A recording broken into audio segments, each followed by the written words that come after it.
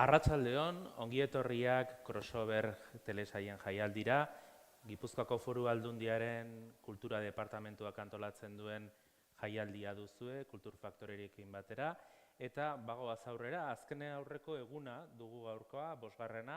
bihar amaituko da jaialdia, eta gaur hasteko Santa Teresa komentuan ikusle gonbidatua tartean Jurre Ugarte, idazle, gidoilari, zinemazale eta telesail zalea daukagu. Jurre, arratsaldeon. Kaixo, arratsaldeon guzti. Zer mod zaude? Ondo.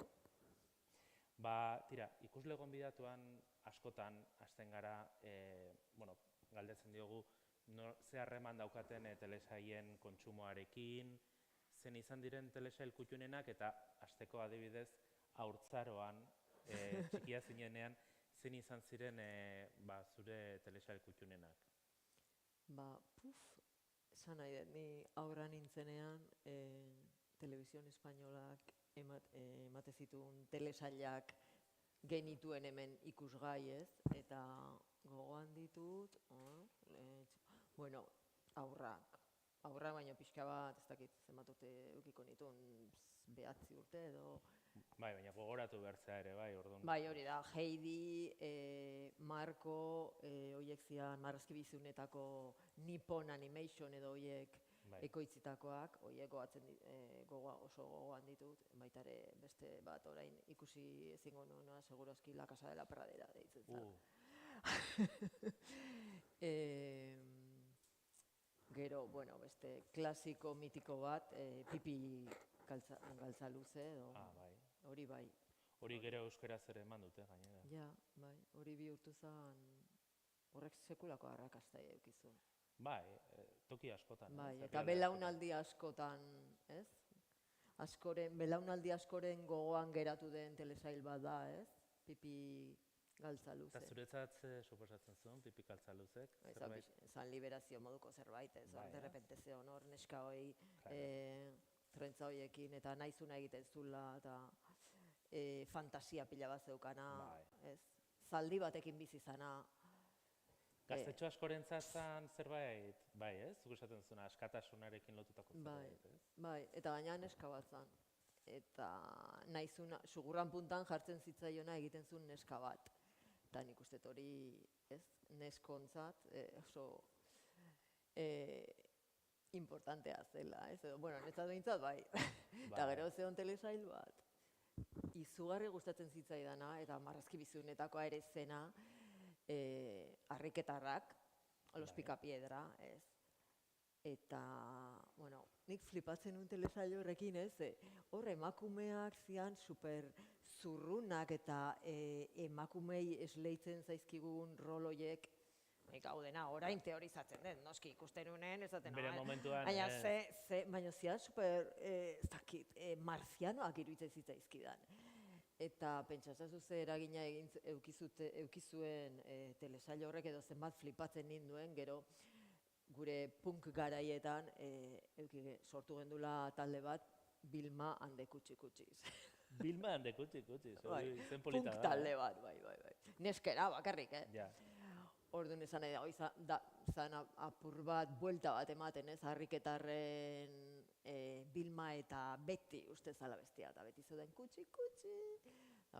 Gukoi horri buelta eman genion, eta telesail batetik abiatuta esan nahi dut. Edo inspiratuta, abiatuta ez, inspiratuta, ez? Bai, inspirazioa seguru gero ere aurkituko zen nola beste telesail batzutan, pixkate ja adinean aurrera eginda, gazte garaitan, zurazki ongo ziren ja beste batzuk, Colombo, Tenientea, horrelako batzuk. Teniente Colombo, izan mundiala ze. Gaina guatzen naiz, begira ze pertsonaia zan, ze detektibe afrusa eta traketxa zen, ez? Eta beti kasu guztiak zian aberatsak hiltzen zituzten.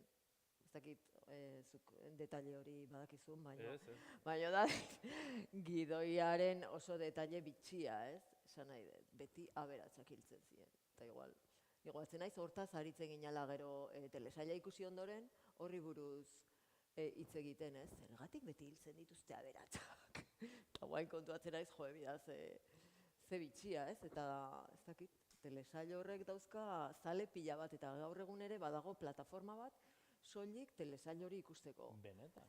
Zaleen Columbus inglesez da, baina hor daude, bueno, izugarria da, nik flipatu nun, bai. Eta gazte garaitan, zein beste telesailola? Bueno, gazte garaitan hori, eta gero zegoen bat, ez dakit ni,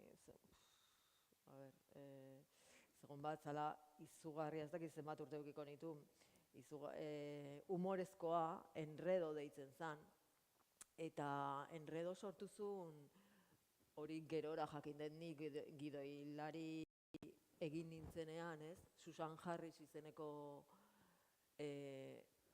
emakume bat zan, telesailoren sortzailea, ez? Eta telesail hori zan, bi famili apur bat egina zegoen, sitcom tradizionala iraultzeko.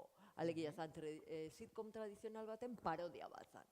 Eta zan super destroy, osea, ateratzen zian zeuden pertsonaia batzuk hor, zegoen bentriluoko bat, zegoen eroa zegoen bat, bi familia zian, baina bi familia ustez perfektuak izan behar zutenak, ez? Sitcom amerikar eta ingles tipikoetan agertzen dian bezala, ez? Familia perfektuak, seme-alabak ez dakize, eta hemen hori irauli egiten zuen telesailak, ez? Eroak zeuden denak, alteratzen Billy Crystal, ventriluko bat bezala, Billy Crystal famatua etzanean, ez?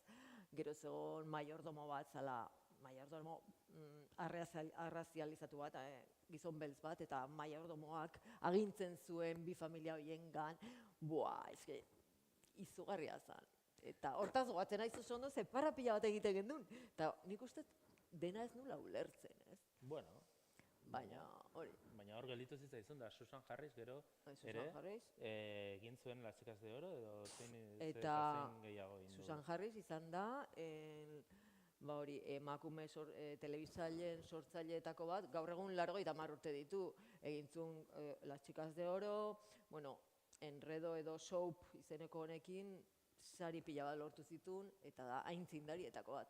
Ez du inork ezautzen bere izena, baina hor dago, ez? Orduan hori ere, kuriosoa da, ez? Zenei ematen zaion balioa, ez? Ze egileri ematen zaien balioa eta zeintzuei ez, ez? Esan nahi, telesailoi Enredo zan, pasada bat. Zu, gainera, gidoilaria, emakumea eta telebistako gidoilaria izan zarela ere, agian esan dezakezu, bizi izango zenun gizonezko gidoilariei gehiago, ez dakit oihartzun gehiago eman zaiela emakumezkoei baino, ez? Bai,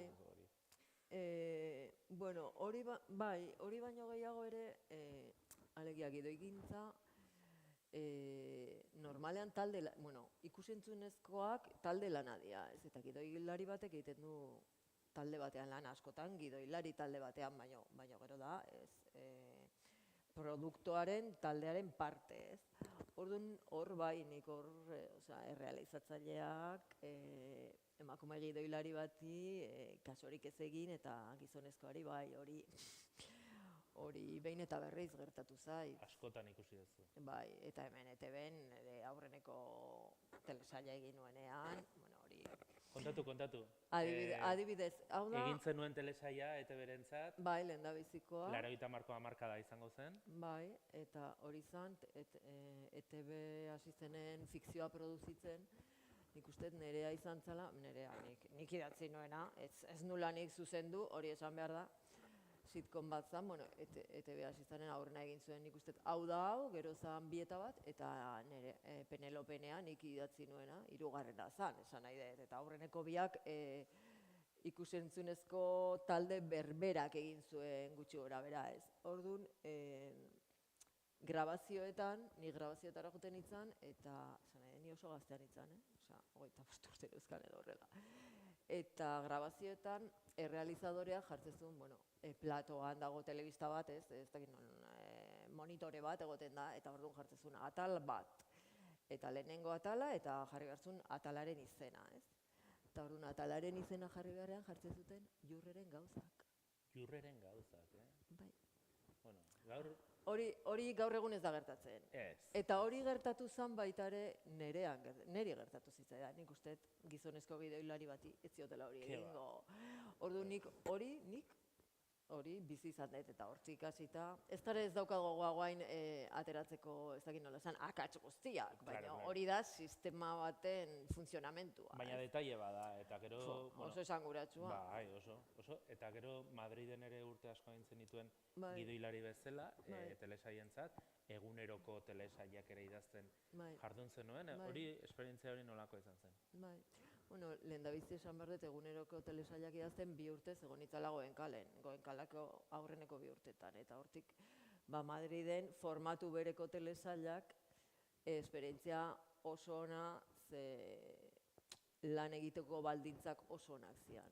Eta hor ikustezan aldea, ez diruak zer egiten duen. Esan nahi dut, hemen lan bera egin edoan, zenbat irabazi zenezaken eta ze baldintzatan lantaldean nola funtzionatzen zuen, eta hemen ez. Claro. Aldea zegoen. Alde ederra zegoen. Ez dut esaten hemen, ni hemen, ezin naiz kexatu, nien egon telesailaren ekoiztetxean egon lanean, ez? Eta joan nintzen nik nahi izan nuelako. Baina, claro, lan baldintzak, bestelakoa dira. Orduan hori, profesional bat izan nahi baldin badezu, hortik bizi nahi baldin badezu, hori zaindu ez, hori da engranaje bat, mekanismo bat, ez? Eta industria ondo baldin badago antolatuta, horrek ondo funtzionatu behar du ere, esan nahi da soldatak. Langileon soldatak, orduan, zentzu horretan, ez dakit gai oso erakargarria den, baina hori da barrunbeak, ez? Horiek dira barrunbeak. Askotan aipatzen da telesailetan aurrekontuek ze eragin daukaten, eta hori hala da. Gero dena dela, hori Madriletik mutatu zinen Euskal Herrira, eta, aritu zera idazle, hainbat liburu argitaratu dituzu, eta telesaileak ikusterako orduan, ze idazten batez ere gidoiak idazten ari zinen bitartean, zangarai bat, telebista konbentzionala deitzen dena, edo egunero, edo astero, ematen ziren atalak, eta gero ja iritsi da azkeneko urteetan beste eredu bat, fikzioarena, streaming plataformak. Ikusle bezala, zu adibidez, interneten eta nola hasi zinen interneteko telesaiak edo ikusten. Zale bezala, ikusle bezala. Bueno, esan behar dut, pirateriaren aurkanago. Aurkanago, egile eskubideen alde nagolako, eta ez dut pirateatzen euskal sortzaile baten lanik ez. Baina ni hasi nintzen lagun batek pirateatzen zizkidalako streaming plataformetan edo zeuden pasatzen zizkidalako ez. Bestela ez nintzen hasieran ez nintzen sartzen, ez nintzen streaming plataformetako kide egiten, kide edo bezero egiten ez da horrela. Arpidedun, esara hiru. Hori da. Orduan hasi nintzen Lostekin. Perdidos ikusten. Astontan ere jende asko aipatu du, Engantzatu nintzen erabat.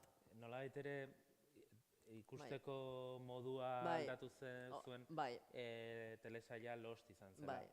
Baina gero segurazki ondira gehiago gustatu zaizkizuna. Ez da adibidez Amazonen Fleabag ikusi zen. Bai. Hori izan zen, hori da aurreneko aldia nik uste bazkide egin nitzala, osea, Amazonen egon nintzen, ordaindu nula, nik ordaindu nula. Eta Fleabag asko gustatu zitzaidan. Horrek gidoiak ere onak ditu, Oso gidoi onak ditu, oso onak. Oso onak. Eta gero egia da Lost ere asko gustatu zitzaidala. Eta Lostekin gertatu zitzaidan, claro, Lost astean behin emititzen hemen, eta emititzen zuten Estatu Batuetan, eta nila sartzen nintzen online, jakiteko, ez dakize, Nueva Yorkeko ez dakize aldizkaritan, komentatzen zuten nolakoa izan zen azkeneko atala, ez? Eta, claro, iristezian berandugo, eta bapatean ez dakit nola izan zen, hemen egontzan etenaldi bat edo horrela, eta orduan ja jendean ikusten pirateatzen hasi izan, Losten zea guztik, ez? Kapitulo guztik, eta ja engantzatzen zea. Baina, pixkat beste galdera bat orokorragoa, zuk ere gidoilari eta idazle bezala, zuretzat telesailon baten gidoiak zer izan behar du ikusleak ateatzeko? Niretzat pertsonalki izan behar du ahots propio bat, nortasun propio bat, eta gero telesailak dianez, telesaila denbora pasa bat da, ez? Denbora pasa bat da, eta telesail gehien gustatu zaizkidan telesailak denbora pasatik baino gehiago dute, ez? Twin Peaks bezala, ez? Beste esperientzia bat, ez? Narrazioaren esperientzia bat daukate, ez dakit nola esan. Orduan izan behar du, ahots propio bat, nortasun propioa, eta gero hori mantenduko duen, hori mantendu behar da atalez atal, ahots hori mantendu behar da. Orduan ez da erresa, eta nik uste gaur egun dagoen gaindosi, telesailen gaindosiarekin, ez? Kontsumoaren gaindosiarekin, telesail ia gehienak,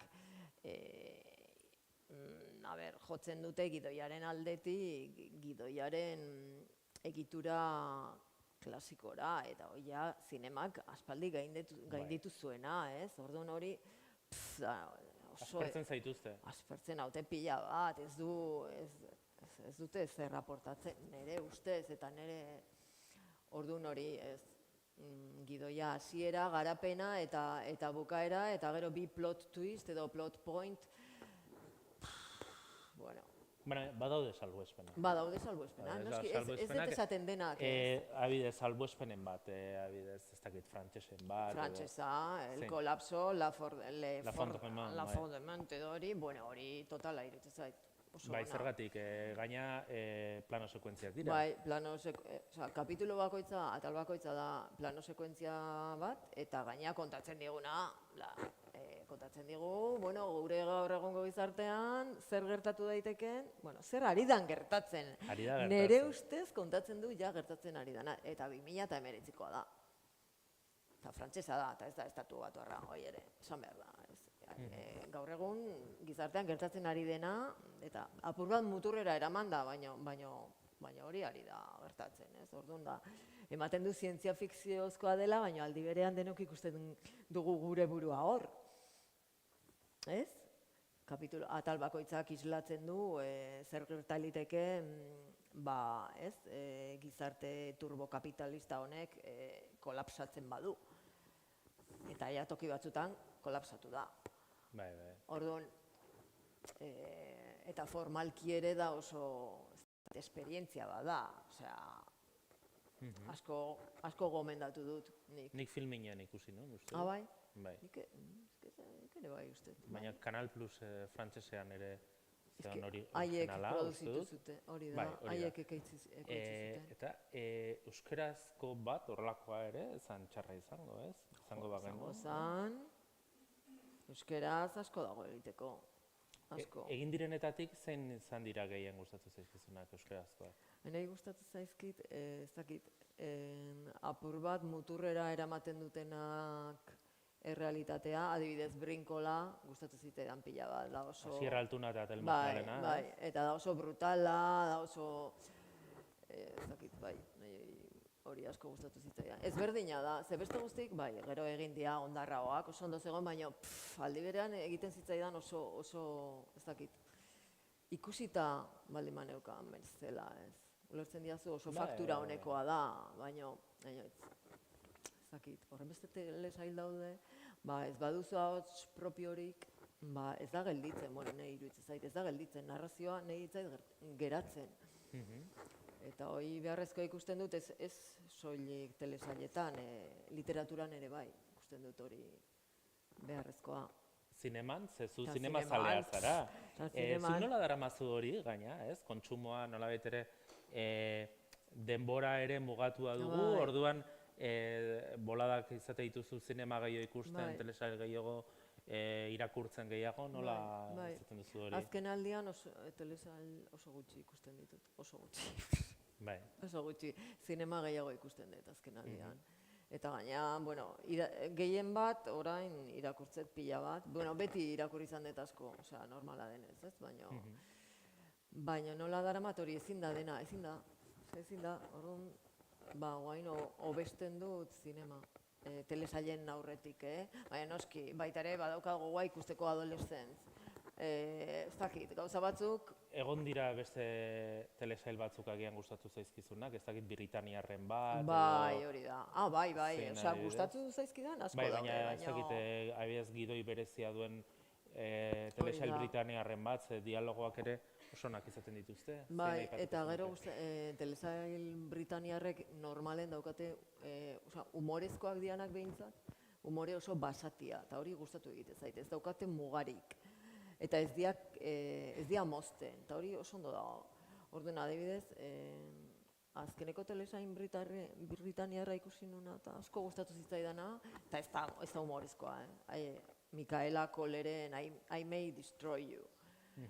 Eta hori oso, horrek bai dudula ahots propioa, nortasuna goiti bera, mantentzen du, mantentzen gaitu, gure arreta, heltzen digu hasieratik eta ez gaitu uzten. Eta aktore protagonista ere ez ondo dago. Aktore protagonista, eta gero baita ere normalean ikusentzunezkoetan islatzen ez den mundu bat islatzen du. Hori oso importantea iruditzen zait ere, ia beti ikusten ditugu telesailetan mundu betikoak, esan nahi dut, familia zuriak, bikote heterosexual normatiboak, normalean esatet, ez dakit. Orduan, hor I May Destroy You... Bai. Eta gaur egungo gizartea zari da. Bai, noski. Oso gaur egungo gai bat jorratzen du. Bat baino gehiago, Bat baino gehiago. Bai. Eta zuri idazle bezala, ze historia gustatuko litzaizuke kontatzea telesail batean? Jo, asko, ez dakit. Adibidez, ez dakit. Gaur egun gazte pila batek, ezin duten master bat egin, 2000 gauza egin behar dituzte lan bat lortzeko, alokairua ordaintzeko, hoi dena, hor dago, esploratzeko mundu oso bat. Bai. Mota askotako gazteak dauzkagu gaur egun hemen Euskal Herrian. Haien historioak ere kontatu behar ditugu, haienak diala gureak, esan nahi dut, gazte edo zar, baina gure gaur egungo realitatea da. Iruditzen zait hor badagoela jorratzeko esparru oso zabal bat. Ze gero, gainera gazte horiei ere ikusentzunezkoetan iristen zaien produktua pixkat esan dezuna, ez? Netflixen eta horrela algoritmoa, kontu guzti hori, zuk esan dezun, klixe horiek gidoiaren errepikapen aspergarri hori, zuk guzti hori horren inguruko ikuspegi kritikoa badaukazu, ez da? Bai, azkenean, deigarria da, esan nahi dut, streaming plataformak lau megaenpresaren eskutan dago guk ikusten duguna.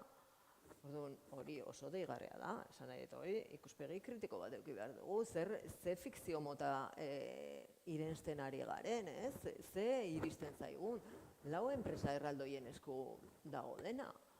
Eta horrek, adibidez hemen, guri dagokigunez, ETBek horren aurrean egin zezakeen sekulako, bere bidea egin beharko luke, eta aukera izugarria daukagu horren aurrean beste gure mundua planteatzeko, audiovisualki, kontatzeko, ez?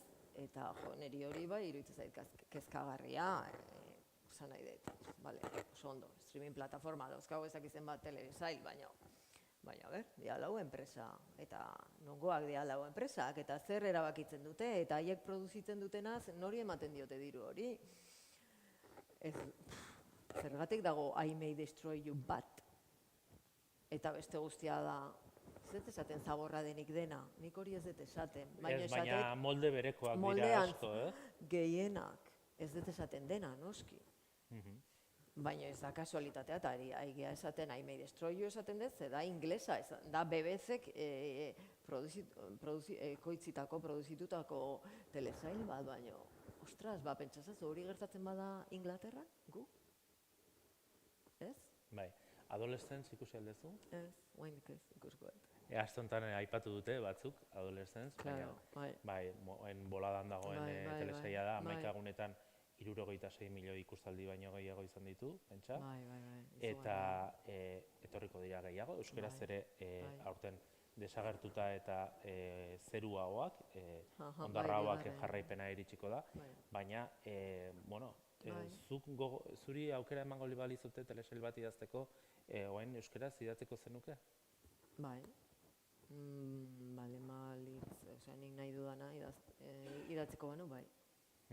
Eta enkargu bat, ja, pentsatuko nuke, enkargu bat, enkargu bat da, beste norbaiten ideia bat, eta segun ze askatasuna ematen dizuten hori idazteko, bai. Eta nire ideia bada, zer esanik ez, bai, ez? Eta askatasuna ematen badizute ideia hori garatzeko, noski. Bestela ez, esan nahi dut. Ja, orain, gauza, ez da gauza bera, hasten ari zaren, edozein gauza jaten, edozein gauza egiteko prest zaudela jateko edo, baina orain, ez nuke edozer gauza egingo. Horretarako nahiago den nire liburuak idatzi eta guain novela bat idazten nahi naiz eta oso pozik nago.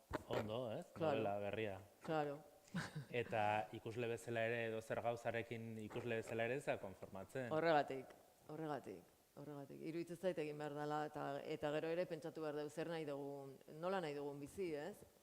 Esan nahi dut, ondo dago telesailen kontsumoa, hain nahi zago izaten crossover, telesailen kulturari dedikatutako jaialdi batean, baina igual hemen esan behar da, ez? Bai, zergatik ez? Zergatik ez.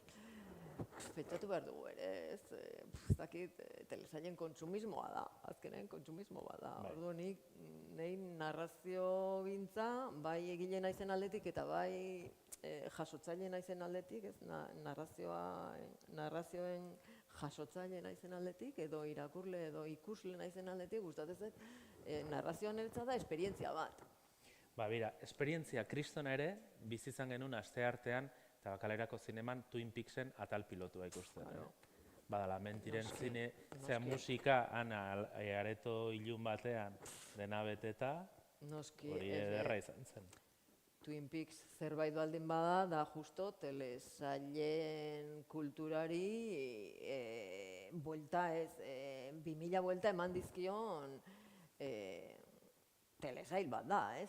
Twin Peaks, ez? Harago eraman duena telesailen, bai, telesailetan sakondu eta telesailen nortasuna ez dakit noaino areagotu duen zerbait da, ez? Zerbait, ez da produktua, zer da Twin Peaks? Bai, gainera bi denboraldi eta handik 25 urtera ere hirugarren egitea, ez? Bai. Ez, orduan horri esker ere bada hor arte bat, ez? Bai, David Lynch hilda, zoritxarrez hortan. Bai, bere, nola da, esan nahi da, telesail hortaz hitz egiten hasten bagea, ez? Egur puska zuen emakume hori nola azaltzen zan, ez? Bai. Esan nahi ez, plantatzen duen ideia hori ETV-en edo Espainiako telebista kate baten Twin Peaks egintzen garaian, hori planteatu izan bazen, izango zizuten, izango lizukete, a ber.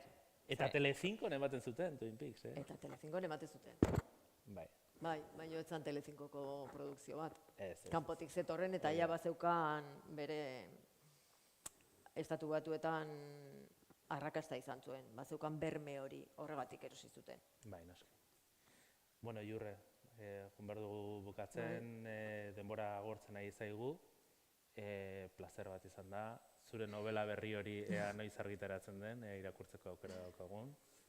Eta entzuten baldin badu norbaitek ere hemen Euskal Herriko plataforman bateko aipatu duzu prest egongo zinatekela zure telesail propio hori berri bat idazteko. Hurrengo batean ere hitz egingo dugu zure kulturzaletasunez. Mila esker, etortzeagatik ikusle gonbidatura crossoverrera. Plazer bat, Urtzi, eskerrik asko zuei. Hurrengora arte, esan bezala, hemen Santa Teresa komentuan, 5. egunean gaude, gero beste solasaldi bat izango da, eta bihar amaituko da crossover jaialdia azkeneko egunarekin. Mila esker guztioi eta hurrengora arte.